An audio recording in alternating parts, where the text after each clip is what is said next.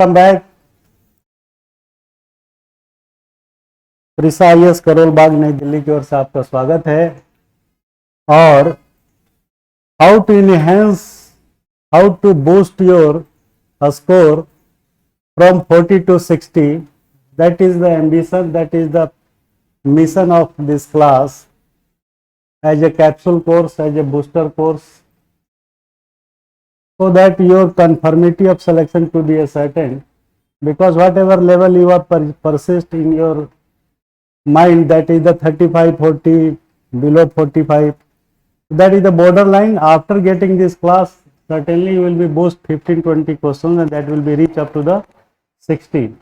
Yesterday I have told you that you should prepare fundamental right, and I will discuss this fundamental right, how the question is derived from this chapter directly or indirectly, but the pattern is so complex that always questions makes on this chapter as a reverse engineering, as a opposite analytical ability. To see the Maulik, the fundamental right.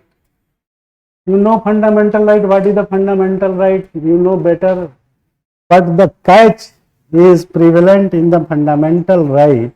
A question can be asked that which of the article of fundamental right is absolute right, because you have already learned so many articles from 12 to 35, but the question does not warrant, does not ask directly what is mentioned in the articles 14 or 15 or 16 and so and so.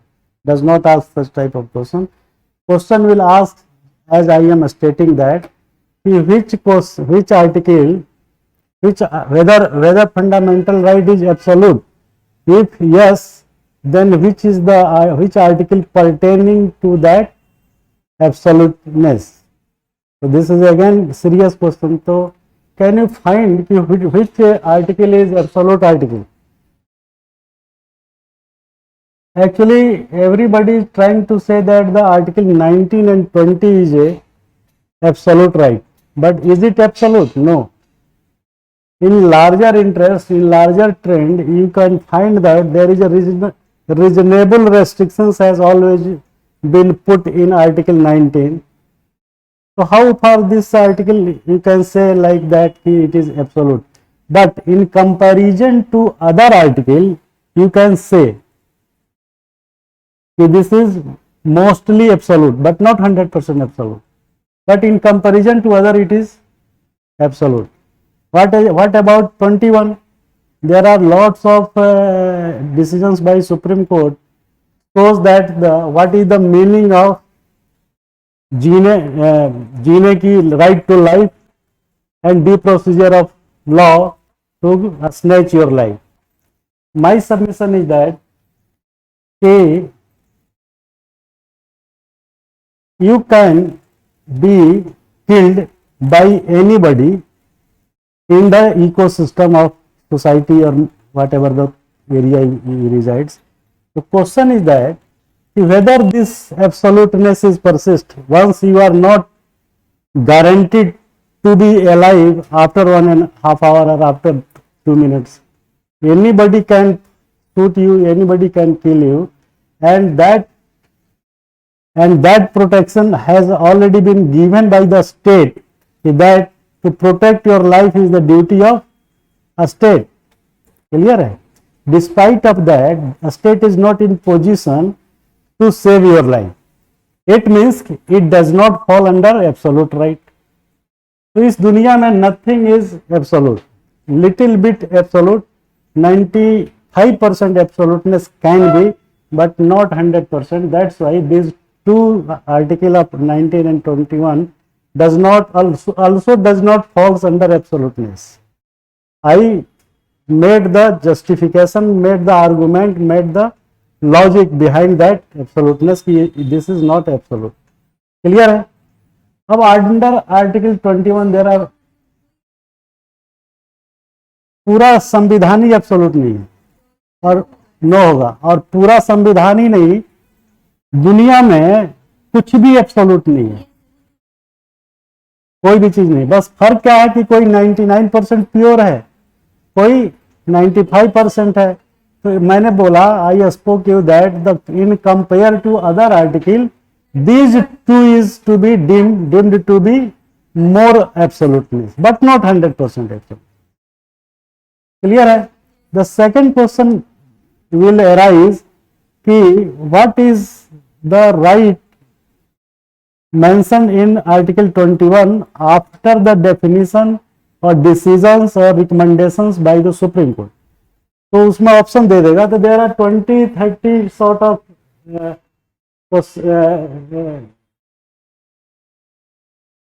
explanation where the right of life has been defined by the Supreme Court. So that has already been incorporated, but there is a list.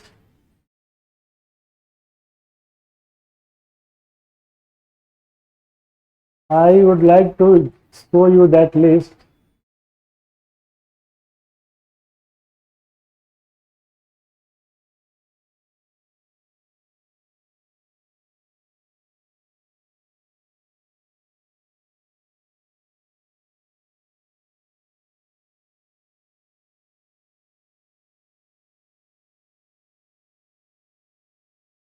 कहाँ चला गया भाई? देखिए आ गया. So there are definition given by the Supreme Court कि what does it mean article 21 right to life, what does it mean? तो आपको ये याद रखना पड़ेगा कि क्या क्या डिसीजन सुप्रीम कोर्ट ने दिया है. तो that right to life means with dignity and meaningful, can't suspended under emergency. That's why it deems to be right to life is absolute, but again it is not absolute. The reason I have already told you. Yeah, so इसको suspend नहीं हो सकता, that is good, but there is limitations, regional restrictions. तो article 21 right to life में शामिल क्या क्या चीजें हैं ये आपको याद रखना पड़ेगा. प्राइवेसी का, विदेश भ्रमण, shelter, custodian death, social justice, हाँ डॉक्टर हेल्प, बिल्कुल, pollution free water, protection of under trial, right to life and suicide. इसको शायद हम बता चुके हैं कि सुसाइड का कैसे है. IPC 309 passive euthanasia is legal. तो this is the list. It might be कि 2, 3, 4 has left out by mistake और बाय लिमिटेशंस, बताया था ना. तो ये जो है, जो मैं आपको बोल रहा था कि whether right to life is a blessing of someone hands, whether right to life is a blessing of someone, किसी की दया पे हम जी रहे हैं. बिल्कुल ऐसा ही बात है. अभी कोई शूट कर दे तो 2 मिनट में खत्म. तो कृपा मात्र ही है. ऐसे में क्या है, whether it is not contradictory that dignity and meaningful life is useless. So my submission is that you will have to focus on that statement given by the Supreme Court, which is the definition and what activities is involved in right to life. Right to life means dignified life. और इस पर तमाम decisions पिछले 1 साल में आए हैं. जैसे हमने पहले बताया है कि अगर कुत्ता पड़ोसी का भौंकता है तो आपके नींद में ऑब्स्ट्रक्शन होता है. तो that is the violation of article 21 by your neighbour, not by कुत्ता. कुत्ते की तरफ से तो हो रहा है, लेकिन उसको देखना उसकी जिम्मेदारी है. तो ये आर्टिकल 21 जो है बहुत ही इंपॉर्टेंट आर्टिकल है. इसमें क्वेश्चन जो है काफी ट्विस्टेड आता है. तो ये मौलिक अधिकार आपने कहाँ से लिया? इंडिया में. ये इट इज ए पॉजिटिव. हाँ good, very good.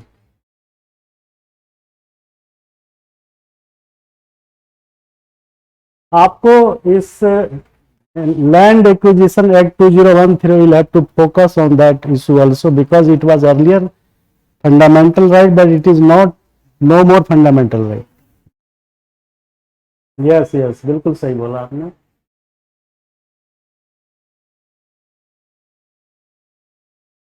In along with this fundamental right, the 2 cases, that is the Golaknath बनाम पंजाब राज्य एंड द केशवानंती भारती केरला बनाम. तो आपको ये 2 केस जो है पूरा समझ में आना चाहिए. That should be based. कौन सा? केशवानंद के पहले आपको जानना पड़ेगा गोलकनाथ बनाम. ये 19 number amendment but 24th amendment से उस एक्चुअली क्या है कि गोलकनाथ जो एक पंजाब के एक लैंडलॉर्ड थे, उन्होंने इसके खिलाफ गए कोर्ट में कि भाई आपने हमारा राइट, फंडामेंटल राइट छीन लिया। तो उसके बाद वहां जो है वो हार गए, तो फिर किसी और ने जो है, केशवानंद नाम का एक आदमी था केरला में, वो साधु था मठ का, उसने केस किया कि आप कैसे संपत्ति ले सकते हो। तो केशवानंद भारती में जो है, नहीं गोलकनाथ में जीत गया था, केशवानंद भारती में एक तरीके से हार गया, इसलिए क्योंकि कोर्ट ने कहा कि आप बेसिक स्ट्रक्चर को नहीं चेंज कर सकते। तो बेसिक स्ट्रक्चर को चेंज नहीं कर सकते, लेकिन बेसिक स्ट्रक्चर क्या है ये पता नहीं चला। तो 13 जजेस की बेंच थी जिसने कहा कि मौलिक अधिकारों में संशोधन हो सकता है, बशर्ते कि मौलिक basic feature should not gate distorted. You can make amendment in the constitution article so and so, but by keeping in mind that the basic feature of constitution should not get disturbed। हाँ बॉल वो सब आप, हाँ ये लिखा है, no question case raise by supreme court in amendment by संसद अनलेस अफेक्टिंग आधारभूत। हाँ अब क्या होगा, the latest position is that the 13 जज कंसिस्टिंग इन केशवानंद भारती विवाद, इससे बड़ा कोई बेंच जो है, 13 से ज्यादा जजेस की बेंच, इसको चाहे तो दोबारा रिव्यू कर सकती है। तो 15 लोगों की बेंच बनानी पड़ेगी, तभी ये कुछ हो सकता है, अदरवाइज इस पे अब कुछ जो है संशोधन नहीं होना है, क्योंकि इट हैज बिकम द मौलिक part feature. This is the different category of fundamental right. इसमें से संपत्ति की बात हमने किया। दूसरी बात इसमें जो है सबसे ज्यादा इंपॉर्टेंट है, दैट इज संस्कृति एवं शिक्षा, नहीं धर्म की स्वतंत्रता, क्योंकि नाउ डेज लव जिहाद the sort of concept is going on, so you will focus on this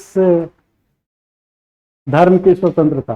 ठीक है, government does not have any own religion being a secular state, but you are allowed to propagate, profess and protect या publicise, ऐसा कुछ है, 3 word है, propagate, profess और third आप देख लीजिएगा, वो आप कर रहे हैं, करते रहिए, लेकिन आप you can not advocate to anybody that you are Hindu, you are Muslim, I am so and so, your dharma is बुरा, your dharma is बकवास, हाँ, don't criticize, even you cannot justify your own religion before him that my religion is so good, so good traits, you can, your religion does not have such type of traits, such type of philosophy।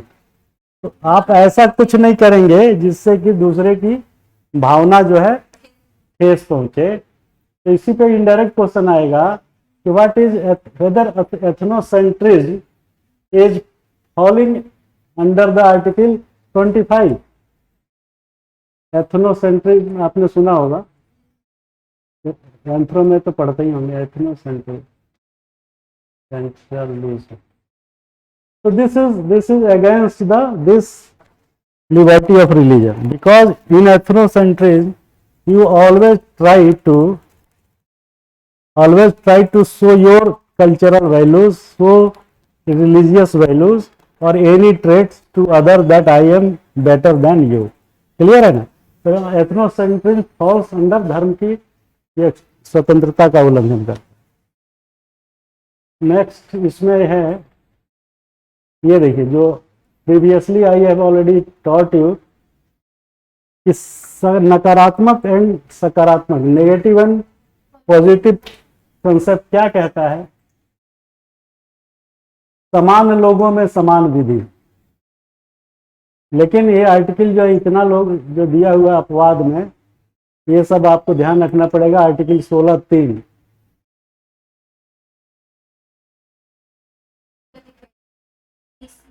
Socio educationally backward class, जिसको आप OBC कहते हैं और SC कहते हैं, ST कहते हैं, that criteria is based on the ACBC. ACBC means socio educationally backward class, means कि एससी एसटी ओबीसी का जो डिसीजन है, बेस है, वो सोशली सोशल और एजुकेशन, ये दो बेसिस पे आरक्षण जो है देश में मिलता है। इकोनॉमिक वाला अभी अलग सा है, लेकिन जो भी रिजर्वेशन में कोई जातियां जब आती है, that caste should fall backward on the basis of social and education, not social and economic. This is the base for defining the category of caste, whether it could be included in the SC, ST or OBC list or not. So that is the criteria. तो ये आपको article जो है 16(3) ये बताता है कि आप जो है भेदभाव कर सकते हैं। किस बेसिस पे? किस बेसिस पे? डोमिसाइल के बेसिस पे, नॉट बर्थ प्लेस के बेसिस पे। ठीक है ना? रेजिडेंस के आधार पे कोई गवर्नमेंट जो है विभेद कर सकती है। बिहार गवर्नमेंट विभेद कर सकती है कि इस पर्टिकुलर पोस्ट के लिए बिहार के लोग, बिहार का निवासी होना जरूरी है। तो बिहार का निवासी की डेफिनेशन ये नहीं है कि आप वहाँ रह रहे हैं, उसका एक अलग डेफिनेशन है, उसके हिसाब से डोमिसाइल होना चाहिए, 5 साल से कम रहता हो या फादर मदर वहाँ के हो, ये सब चीज़ें हैं। लेकिन आर्टिकल 16(3) डज नॉट से that if you are not taking birth in my state, then I will not allow to reservation. So that is not the criteria. Criteria is domicile. ये बहुत कंफ्यूज करता है, ध्यान रखना। डोमिसाइल के basis पे reservation हो सकता है, जैसे उत्तराखंड में है, बट जन्म स्थान के आधार पे नहीं कर सकता कि आपने मेरे यहाँ जन्म नहीं लिया इसलिए भी।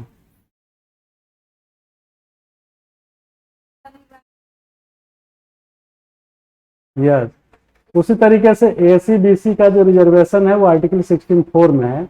आर्टिकल 16(5) धार्मिक संस्था का आरक्षण है। सेना में धर्मगुरु, रिलीजियस प्रोफेट्स, रिचुअल्स कराने वाले लोग मिल जाते हैं। तो ये जो हमने लिखा है ये that is the most important articles, और इसको जो है आपको इंग्लिश में शुरू में नहीं था, लेकिन बाद में इंग्लिश आएगा, तो जैसा जो मिला वैसे उसके हिसाब से बनाना पड़ा। तो यू कैन इजिली अंडरस्टैंड यार, that is not so complex Hindi, this is simple Hindi. निवास स्थान, I don't think it is so, और फिर this is not required, it is written everywhere, but the whatever the complexity is concern, that will not be available, वो 20-30% जो margin है in anywhere, but that complexity can be highlighted in this notes as well as lecture.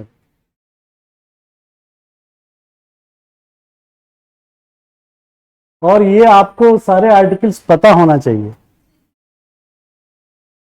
नहीं, वो तो मिल जाएगा, don't worry, लेकिन my submission is that you will have to keep in memory, keep in your remembrance regarding this articles which ever is most important. ठीक है ना? Otherwise problem आ जाएगी, आपको समझ नहीं पाइएगा।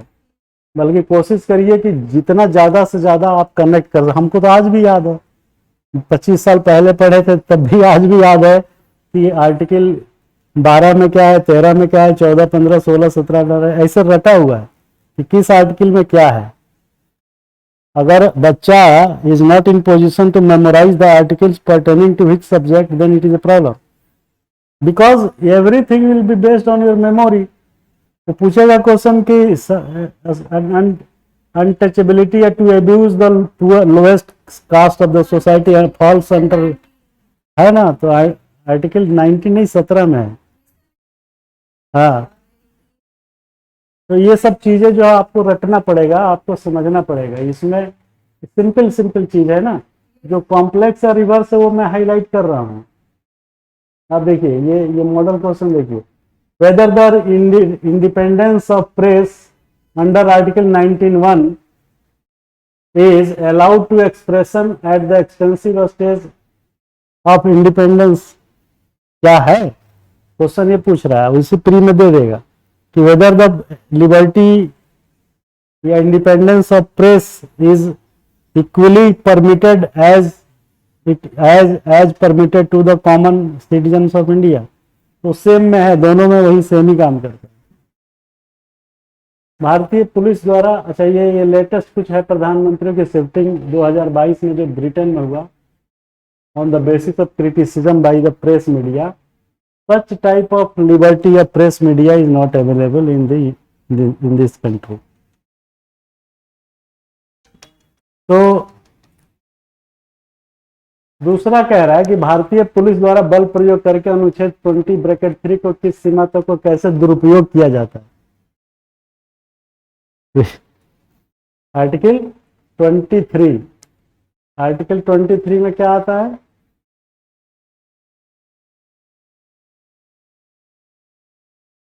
आर्टिकल 20(3) स्वयं के विरुद्ध साक्षी है तो बाध्य नहीं किया जाता। You can not force anybody to become witness in his or her own case. तो पुलिस वाले पिटाई करके जो है कहते हैं कबूल कर ले कि तू नहीं मारा था उसको, करते हैं ना। तो ये आर्टिकल 20(3) में आपको प्रोटेक्शन मिला है, लेकिन under article of various articles where the fundamental right is given, you can imagine how far this fundamental right is enforceable for you in this country. सब राइट मिला है लेकिन प्रैक्टिकलिटी में कुछ और होता है, जैसे कि ये क्वेश्चन आपका बना हुआ है। तो अब आपको बताना होगा कि कैसे मिसयूज होता है। मैंने एग्जाम्पल दिया। दूसरा कह रहा है कि गवर्नमेंट सर्वेंट को जुडिशियल एंड डिपार्टमेंट एक के प्राथमिकता दिया जाता है। हाँ ठीक है। ये देखिए, ये बड़ा खूबसूरत प्रश्न ये कह रहा है कि after getting selection in IAS और आईपीएस और any government officers will have to face 2 penalty for the single case. अगर आपने if you have made any embezzlement then you will have to be exiled from the service as well as you will be face trial against the judiciary. You have embezzle means you are thief. In that situation double jeopardy हो गया ना, नौकरी भी गई और case अलग चल रहा है। But by the constitution, by the legality, the both punishment for single crime is not considered as a 2 crime, it is a 1 crime, because government says that the removing from your service is not a crime. I am removing on the behalf of that. You are the dirty person, you will make the whole ponds dirty, so that's why I am exiling from the service. But the galati, whatever embezzlement, financial irregularity you have committed, that will be supported, that will be encountered by your trial, and the government nahi balki judiciary will decide ki how much punishment you should be awarded. You cannot claim that the departmental punishment from exile of service is double jeopardy. No, clear है? So that is again, and the next question pertaining to that fundamental right is, क्या love जिहाद अनुच्छेद 25(1) की मंशा के प्रतिकूल नहीं है? वेदर द लव जिहाद is not the contradiction of article 25(1), है ना? क्या इसके शिथिल क्रियान्वयन से धार्मिक संघर्ष को बल नहीं मिला? Whether the implementation, where the poor implementation does not lead to this problem. अब ये सब क्वेश्चन क्या है? इस टाइप का क्वेश्चन या इस टाइप का टेक्स्ट आपको नहीं मिलेगा तो आपकी जो थिंकिंग कैपेबिलिटी है that get hampered. So that's why my modality of this capsule course is to revive your mind to think beyond the imagination, beyond your expectation. तो आप सोचिए, ये मनसा के प्रतिकूल नहीं है, बिल्कुल है। Everybody is right to propagate, profess and third is publicize, पता नहीं क्या है, ध्यान नहीं आ रहा, तो वो है। अब आप इसको ऐसे कनेक्ट कर लीजिए, है ना। नेक्स्ट क्वेश्चन देखिए, right to life consist of privacy also in such a grand privilege, why police raids in hotels. जब आपको प्राइवेसी मिली हुई है ओयो वाले होटल पे, फिर काहे पुलिस वाले चले जाते हैं? क्वेश्चन ये है कि right to life consist of privacy also. Answer बता रहा हूं, आंसर ये होगा कि पुलिस जो है जब भी रेड करती है होटल पे, तो आपको जो है रूम खुलवा करके तलाशी तभी ले पाएगी। हाँ, तो सॉरी, हाँ, वो जो है हमेशा सस्पिशन के बेसिस पे रेड करती है, ठीक है ना। उसको डाउट होता है, कहीं से खबर मिलता है कि यहाँ जो है prostitution sort of things going, but mind my statement कि this is the hotel, hotel gallery and this is room, है ना। This is the public place but your room is not a public place. समझ रहे मेरी बात। तो police can roam around this area but can not enter into this room. बड़ा अजीब है, पब्लिक प्लेस पे आप नहीं कुछ कर रहे हैं, रूम में करें कुछ, जो भी आप रहें कि जो आपकी इच्छा हो, जो आपकी, तो इस पे नहीं कर सकती। ऐसा एक बार बॉम्बे में हुआ था, तो कोर्ट ने पुलिस वाले को बहुत लताड़ा और उसमें चीफ कमिश्नर को जा करके जो है माफी मांगनी पड़ी, गलती हो गई। होता क्या है कि there is provision let down, police can make raid anywhere but there is certain guideline. पहला गाइडलाइन उसमें यह है कि पुलिस जो है हर रूम का डिटेल जो है आपसे काउंटर पे ले लेगी। सपोज रूम नंबर 5 में कौन सज्जन है, तो बोलेगा एक्स है और एक वाई है, मेल फीमेल है, बोलेगा इनकी आईडी दिखाओ, और police will try to explore all the rooms which is being utilized by the guest, male to female, female to female or anything. Anybody can be in this room, does not make difference. तो जैसे वो counter वाला कहेगा कि room number 5, 6, 7 भरा है, बाकी खाली है, तो कहेगा ठीक है 5, 6, 7 का आईडी दिखाओ। अगर आपने कहा कि भाई 2 लोग हैं, 1 लोग है, तो उनकी आईडी दिखा दो। जिस रूम का आईडी दिखा देता है उस रूम को टच नहीं करेगा। पता है कि मिस्टर एक्स और वाई रह रहे हैं, और whether they are husband wife और whether they are boyfriend girlfriend does not make difference, because any adult male और female can live in relation, can live in one room, can live in their own house. It does not make difference because that has been the right under article 21। मैं अपनी privacy के साथ आप अपने पिताजी के घर में, माता जी के घर में भी अपनी गर्लफ्रेंड बॉयफ्रेंड को लेकर जा सकते हैं, कानूनन मना नहीं है, बशर्ते कि वो वयस्क होना चाहिए। लेकिन प्रॉब्लम क्या है कि जिसका नहीं मिलता है या नहीं है, कहेगा साहब है नहीं, उसको फिर वो खटखटाता है और फिर पूछता है तुम कौन हो, तुम कौन हो, फिर माँ बाप को डरा दे। एज पर रूल अगर आपने आईडी दिया हुआ है, then there is no any chance, there is no any illegality. But once you have not submitted Aadhaar card or any proof for your girlfriend or boyfriend, whatever, then you will be the problem. Then the suspicion will have started कि why without identification he or she. Clear है ना। तो इसलिए police red जो है generally नहीं मारती है, और मारती भी है तो सिर्फ उन्हीं कमरों को देखती है जिसमें इस टाइप की एनोमलीज हो। तो इसलिए बेटर ये है कि आप, अच्छा है आप अपनी गर्लफ्रेंड बॉयफ्रेंड को लेके जाइए, कोई दिक्कत थोड़ा नहीं, कानून अलाउ करता है। लेकिन बुकिंग करने के बाद आधार कार्ड या परिचय पत्र न देना वो जुर्म है। फिर वो बहुत सारा मीनिंग निकाल लेगा ना कि आप जब वो कर रहे हैं, एक्सटॉर्शन कर रहे हैं, सो मैंने। क्लियर है। तो ग्रांड प्रिविलेज भाई पुलिस रेड्स इन होटल इतना बड़ा है मिलने के बाद। और फिर पुलिस जो है, अगर सपोज आपका रूम चेक ही कर लिए, सपोज पहले तो जो होगा नहीं, कर लिया तो आप अपना रूम चेक करा दीजिए, अपने आईडी दिखा दीजिए, बात खत्म हो गई। रूल बड़ा क्लियर है। वो क्या कहेगा कि आप लड़की के लेके क्यों आए हो, हाँ आया तुम्हें से क्या मतलब, who the hell are you to ask such type of question. Whether moral policing नहीं ना है भाई, तुम्हारे को क्या लेने देना, कानून मुझे राइट देता है, बात खत्म हो गई। उसके बाद है रीट। तो रीट को आप रट लीजिए। हैबियस कॉर्पस क्या है, मैंडेमस क्या है, प्रतिषेध क्या है, ये पढ़ाने की जरूरत नहीं है। पढ़ाने की जरूरत है reverse engineering, so because that is not easily understandable. ठीक है ना, तो ये पढ़ लीजिएगा, कोई दिक्कत नहीं है।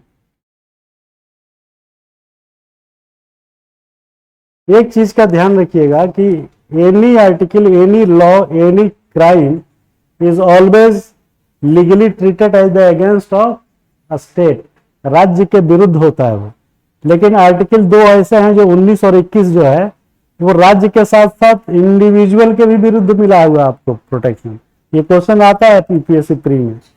हाँ, कि which of the article has been double protected against the state as well as individual.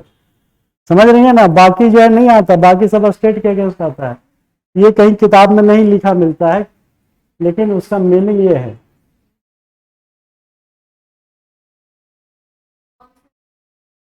उन्नीस और 21।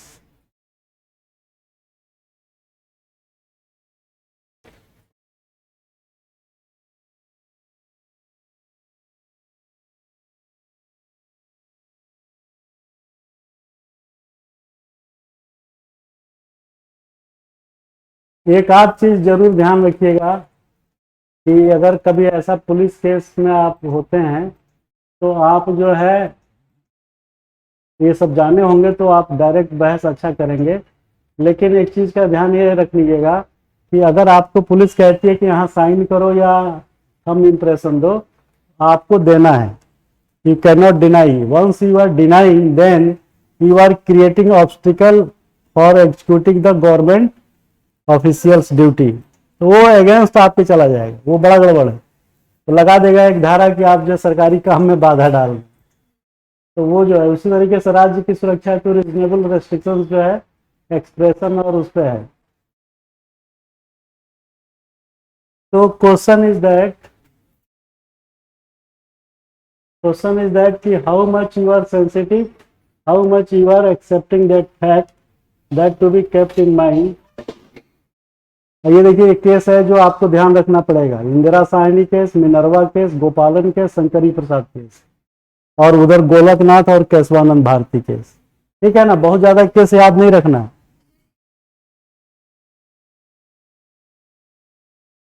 चलो ठीक है, दे देते हैं। ये समझ लो कि पूरा जो है 100 पन्ने का निचोड़ 5 पन्ने में है, जबकि सिर्फ इसमें जो है हमने पॉइंट लिखा है।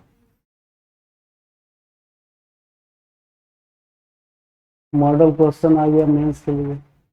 अगला चैप्टर है, तो फंडामेंटल राइट में क्या इंपॉर्टेंट है ये मैंने आपको बताया कि क्वेश्चन कैसे आते हैं, how the question will derive from that chapter and how will you make your preparation meaningful so that you should get 60 55 rather than 35 45 because always reverse engineering works in that chapter।